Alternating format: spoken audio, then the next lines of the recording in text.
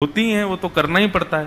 परंतु एक बात आपको बहुत निश्चित रूप से बताएं, सबसे बड़ा उदाहरण श्री जनाबाई, वो पूरे दिन सेवा करती थी। देखो यहाँ चित्र भी वैसा ही है, वो ठाकुर जी उनसे उनके साथ में चक्की पिसवा रहे हैं। वो पूरे दिन अपनी जिम्मेवारी निभाती थी। श्री नामदेव जी के यहाँ पर उनकी पूरी सेवा करती थी, पूरे परिवार की सेवा, जबकि उनका परिवार भी नहीं था, गुरु तुल्य मान करके उनके पूरे परिवार की सेवा करती थी। और जब समय पूरी सेवा से निवृत्त हो जाती थी तब बचे हुए अपने कार्यों को करती और तब विठ्ठल का स्मरण करती हुई करती थी। बंधुओं, एक बात आप सत्य मानिए, हम पुरुष 1000 नाम जप रोज करेंगे, उसका फल हमको जो मिलेगा वो अगर माताएं बहनें घर कार्य के सेवा करते हुए केवल स्मरण कर लें ठाकुर जी का, स्मरण मात्र से उनको वो फल मिल जाएगा जो पुरुष को अत्यंत जप तप नियम करने से प्राप्त होता है। तो इसलिए सबकी सेवा, सबको संभालते हुए तब ठाकुर जी का स्मरण करते हुए भाव पुष्ट करना, यह स्त्री का धर्म होना चाहिए। आप उसको बोझ मत समझिए, वो दायित्व ठाकुर जी ने दिया है आपको, वो संभालना है। आपकी वजह से सृष्टि चल रही है, यदि माताएं बहनें नहीं होती सृष्टि नहीं चल रही होती। तो इसलिए उनको ये दायित्व मिला है कि वो सबको संभालें। तो सबको संभालते हुए आप तो केवल स्मरण करो ठाकुर जी का, स्मरण मात्र से ठाकुर जी प्रसन्न हो जाते हैं। एक सक्कूबाई थी, सक्कूबाई की कथा आती है कि वो बड़े अच्छे भक्त परिवार में जन्मी थी, पर उनका विवाह ऐसे दूषित खानदान में हो गया। ना वहां पर कथा होती थी, ना वहां सत्संग होता था, ना कीर्तन होता था, सब उल्टे सीधे खाने पीने वाले लोग।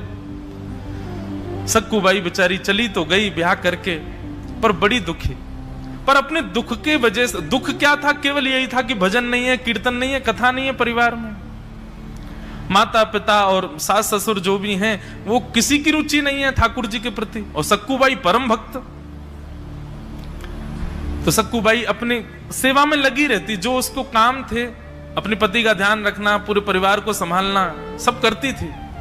पर एकांत में बैठ करके ठाकुर जी से खूब रुदन करती थी, आपने ऐसा क्यों किया मेरे साथ? मुझे केवल आपकी कथा सत्संगी तो प्रिय है और आपने उसी से वंचित कर दिया मुझे। बंधुओं, ठाकुर जी जिससे बहुत ज्यादा प्रेम करते हैं ना, उसी को अपना वियोग देते हैं। ये बात आप लिख लो कहीं पर। जिसको बहुत जल्दी संयोग मिल जाता है ठाकुर जी का, ठाकुर जी के कीर्तन का, ठाकुर जी की कथा का, ठाकुर जी के दर्शन का, ठाकुर जी की तीर्थ यात्रा का, ऐसा नहीं है कि वो ठाकुर जी को प्रिय नहीं है, पर वियोग ये प्रेम का एक स्वरूप है। हम जिससे अत्यंत स्नेह करते हैं उसके स्नेह को देखने के लिए उसको वियोग देते हैं। जैसे कभी बालक थोड़ा बड़ा हो जाए, माता पिता का प्रेमी हो जाए, तो माता पिता जानबूझ करके उसको कक्ष में अकेला छोड़ के बाहर जाते हैं, देखे तो सही व्याकुल होगा कि नहीं। और उस समय का व्याकुल बालक देखने में माता पिता को सुख लगता है कि देखो हमारे लिए कितना व्याकुल हो गया। ठीक वैसे ही प्रेम का मतलब केवल सदा संग रहना नहीं होता, प्रेम का मतलब वियोग देना भी होता है, और वियोग देना ही होता है। ठाकुर जी देते हैं। सक्कूबाई को वर्षों तक कथा कीर्तन का लाभ नहीं मिला, लेकिन सक्कूबाई ने अपना धर्म नहीं छोड़ा, अपना सब निभाती थी। ठाकुर जी से रोज प्रार्थना करती, शिकायत करती, पता नहीं क्या करेंगे मेरे साथ, आपने क्यों मुझे कथा से वंचित किया। एक दिन उसी नगर में कोई भागवत जी की शोभा यात्रा जा रही थी, सक्कूबाई बर्तन मांज रही थी, और तभी ढोल नगाड़े और सुंदर कीर्तन की ध्वनि सुनाई दी। तो खिड़की से झांक करके देखा तो भागवत जी की शोभा यात्रा जा रही है। देख करके उनके तो रों रों पुलकित हो गए, आनंदित हो गए, बोले कि आज तो धन्य होगा, हमारे नगर में कथा हो रही है, मैं कैसे भी चली जाऊं, कथा सुन आऊं, मन बहुत विचलित हो रहा है। कोई बात नहीं, सास से जाके प्रार्थना करूंगी, मान जाएगी। अपनी सास के पास गई और जाकर के कहा, माँ मैं इतने दिन हो गए, मैंने कभी कुछ नहीं कहा आपसे, पर आज मैं आपसे कुछ कहना चाहती हूँ। हमारे नगर में कथा हो रही है, बगल में ही, मैंने सारे काम कर दिए, घर के भोजन भी बन गया, सब हो गया, सब जो मेरा दायित्व है सब मैंने संभाल लिया, कोई कार्य रह नहीं गया। जो कार्य है वो सब शाम के हैं, वो मैं आके सब देख लूंगी, पर बीच का ये समय है, इसमें मैं कथा सुनने जाऊं? सक्कूबाई की सास तो सास ही थी। जिसके आने से सांस रुक जाए वो असली सास है। सक्कूबाई की ऐसी सास थी।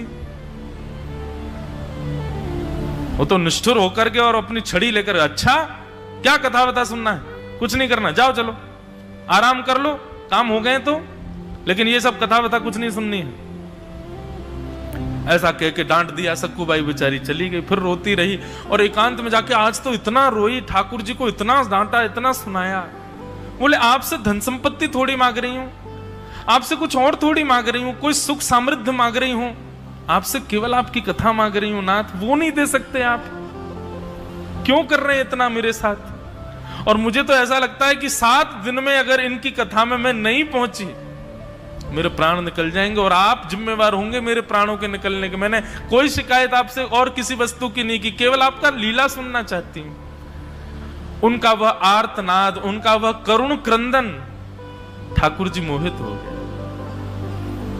और भगवान सास का रूप धारण करके सक्कूबाई के पास आ गए।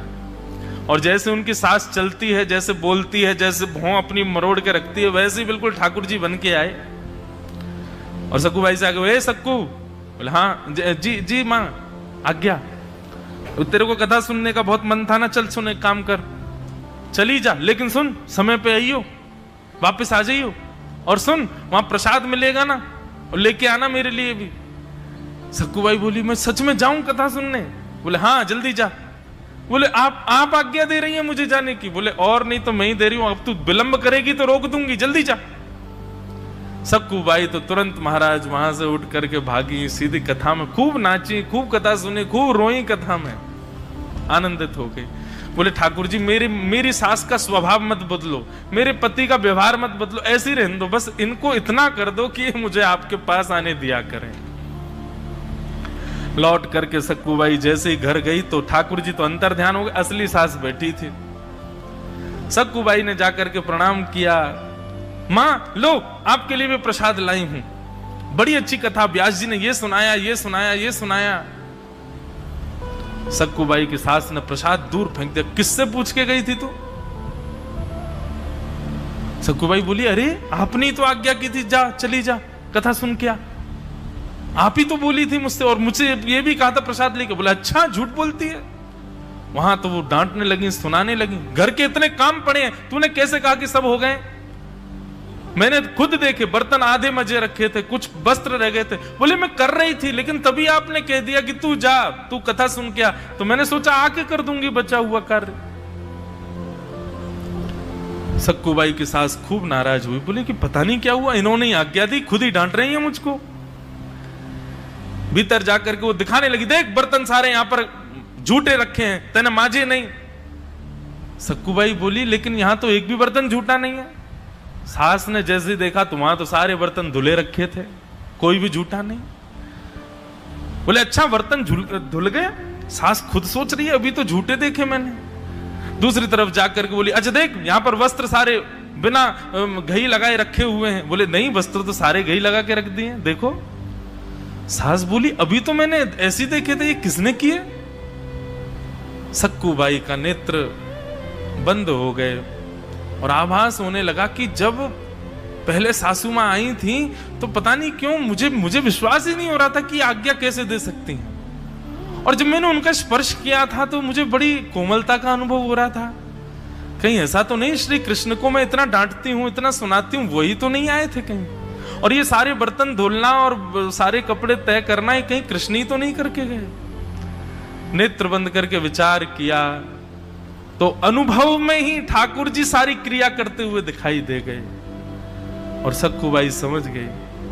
वहीं बैठ गई अपने घुटनों पर और कहने लगी नाथ अब कृपा करो, जब आ ही गए हो यहां तक, सब कर ही रहे हो तो फिर कृपा अनुग्रह करो ना। इतने में ही श्री ठाकुर जी प्रकट हो गए और प्रकट होकर के सक्कूबाई के पूरे परिवार की मति सुमति कर दी और सबके भाव जो थे कुभाव उन सबको भाव में परिणत कर दिया, आदि आदि करके सक्कूबाई के ऊपर अनुग्रह किया। बोलो भक्तवत्सल भगवान की। तो माताओं को दायित्व दे करके भेजा है भगवान ने संसार में। उस दायित्व का निर्वहन करते हुए भी अगर स्मरण कर लेंगे ना, ठाकुर जी उनसे जल्दी प्रसन्न हो जाते हैं। भाई लोग जितना जप तप में लगे रहेंगे उतनी फिर लगेगा